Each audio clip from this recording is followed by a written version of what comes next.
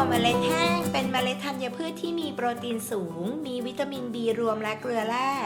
ที่จำเป็นต่อระบบประสาทและเซลล์สมองของเด็กๆนะคะ นอกจากนี้ยังมีโคลีนซึ่งเป็นส่วนประกอบเซลล์เยื่อหุ้มสมอง ประโยชน์มากมายขนาดนี้มัมส์คุกกิ้งมีเมนูย่อยง่ายบอกลาท้องอืดสำหรับหนูน้อยวัย 6 เดือนอย่างซุปถั่วเขียวมาฝากค่ะ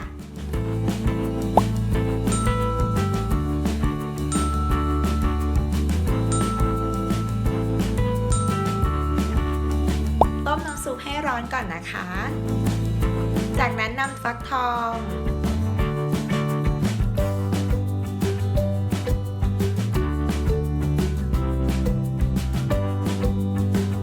ข้าวกล้องหุงสุก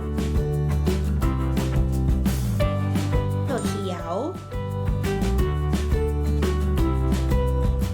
ลงไปต้มนะคะแล้วก็ต้มจนกว่าส่วนผสมทุกอย่างจะสุกนิ่ม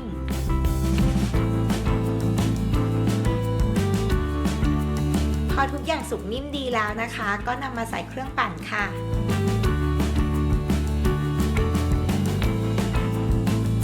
ปั่นให้ส่วนผสมทุกอย่างละเอียดเป็นเนื้อเดียวกัน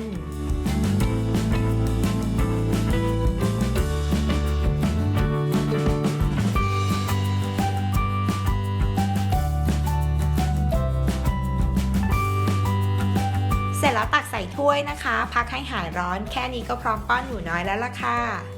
ติดตามเมนูอาหารเด็กทุกช่วงวัยได้ใน Mom's Cooking นะคะกด Subscribe Kids Kitchen เอาไว้แล้วก็อย่าลืมกดกระดิ่งกันด้วยนะคะ